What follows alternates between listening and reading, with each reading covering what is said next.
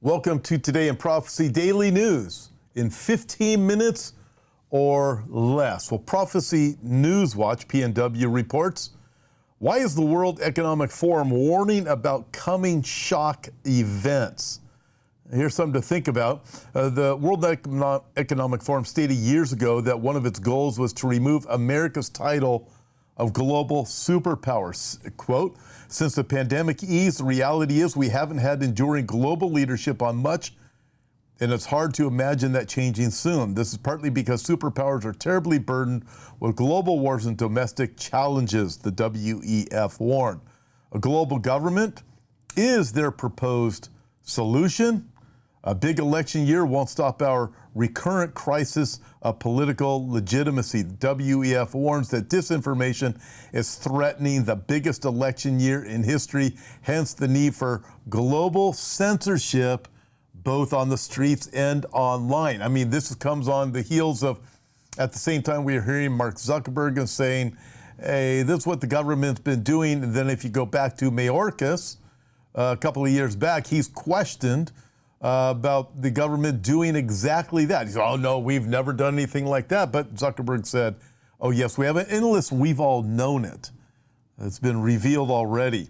And now here they are saying, no, we're going to have to make sure that we deal with this problem because there's an election coming, and our man better win. The forum warns that democracy is declining, largely due to policies it implemented.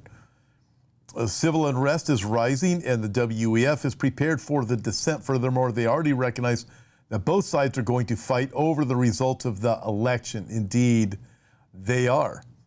People have fought back in all political systems, driven by a conviction that there must be a better, more effective way to govern. In most countries, even after their vote, citizens will continue to challenge their leaders, questioning whether they have the capacity to tackle our many post-pandemic risks, says the World Economic Forum.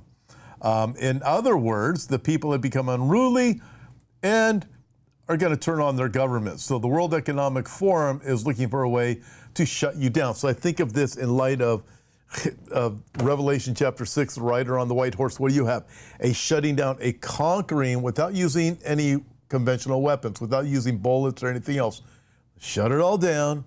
Let's make sure that we conquer everything.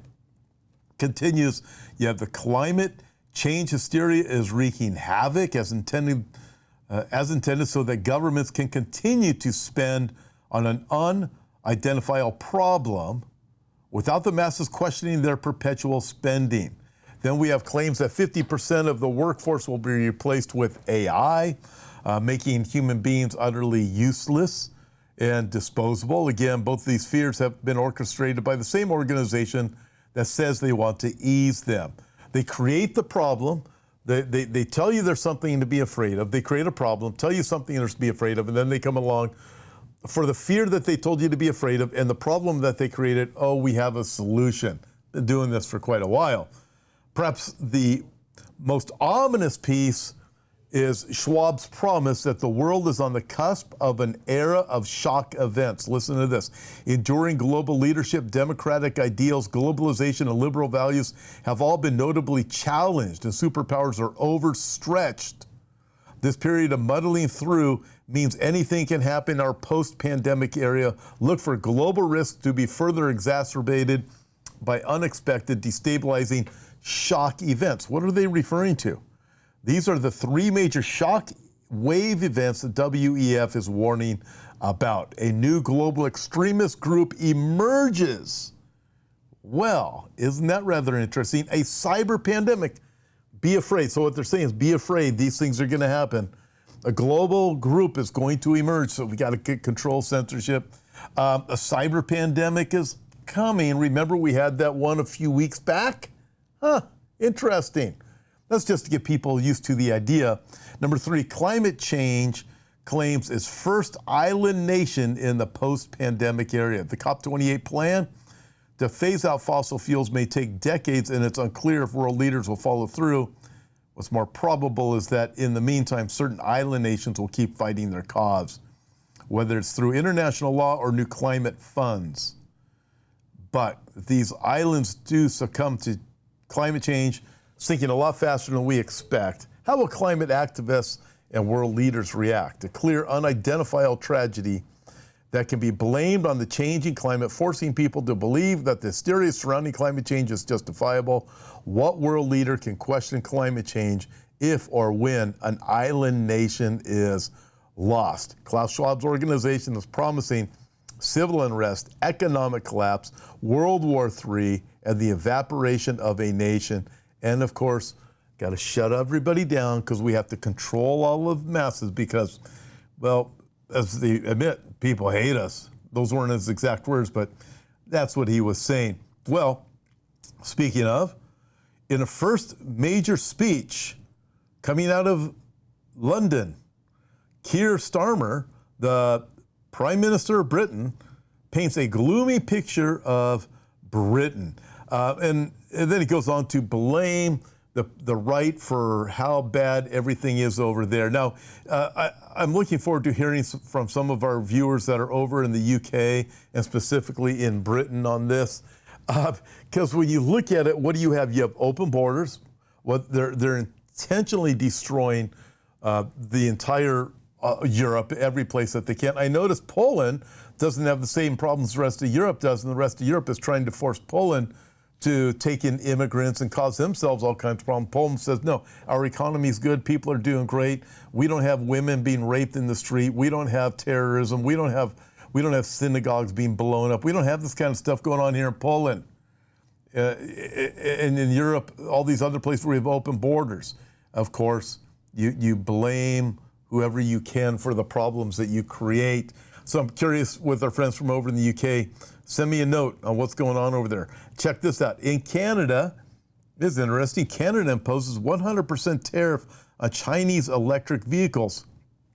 According to Justin Trudeau, his purpose is to make sure that Canada businesses do strong. So I don't know. We have a lot of people that watch us up in Canada, get a lot of notes from folks in Canada. The way I see it, Trudeau's always up to something no good. So I'm very curious as to what this is really all about. But not to be outdone, you look at Canada, you look at the UK, you look at what's going on over here in the US, we look at what's going on in France. And then we have Australia that's got enough wild stuff going on, but guess what? Check this out. There's some good news out of Australia. Australian Senator Malcolm Roberts, the time of blind trust in the World Health Organization's narrative is over. It's now the age of prove it. Prove it. You say something's going on, prove it. Malcolm Roberts, Senator for Queensland, has delivered a speech in the Australian about the World Health Organization declaring monkeypox, now Mpox, a global public health emergency.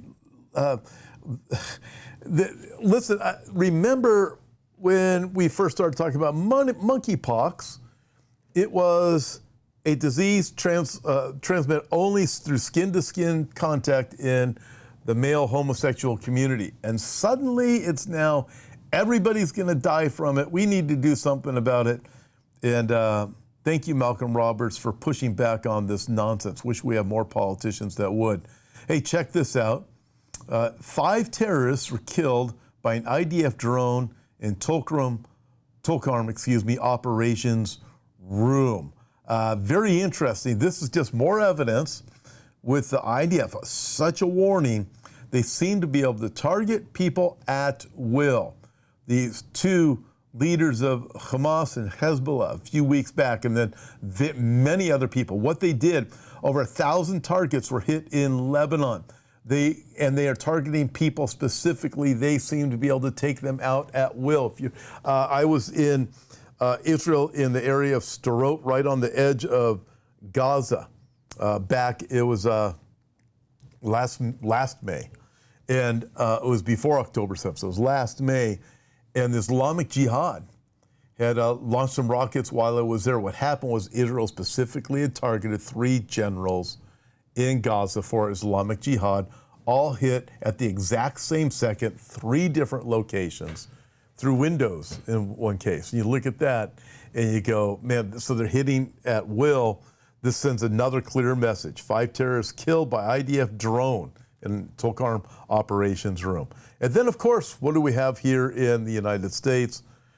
Out of World Israel News, Omar and Ocasio-Cortez, they rip Biden over Israel support, demand arms embargo.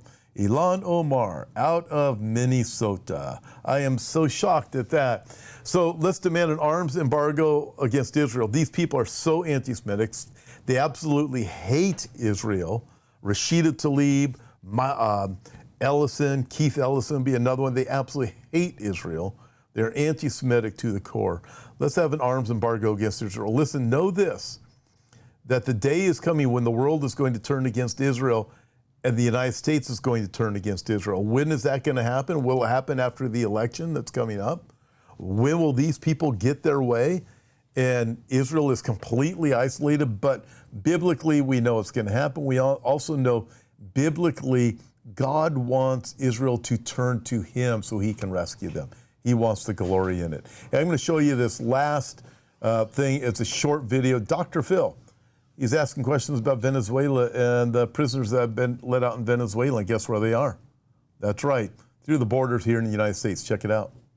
You're telling me that DHS has acknowledged that Venezuela, for example, is emptying their prisons and their rehabilitation centers with the understanding you get out if you leave here and go to the United States? Yes. And DHS has, in writing, said, we know that's happening. We know they're coming here. We're processing them in and have no idea where they are. Correct. There you go. So, yeah, this is intentional to destroy Western civilization, even as Klaus Schwab said in the very first thing, that the very first news item today, Klaus Schwab looking at the destruction of America. And all of this is, you've got to bring down the United States of America for this globalistic power to come about. That's why they want to stop the election. That's why all these different dynamics are taking place in all these various European countries too. And again, thank you, Malcolm Roberts, for sticking up against the World Health Organization and the madness of these evil people. God bless you guys. See you next time on Today in Prophecy.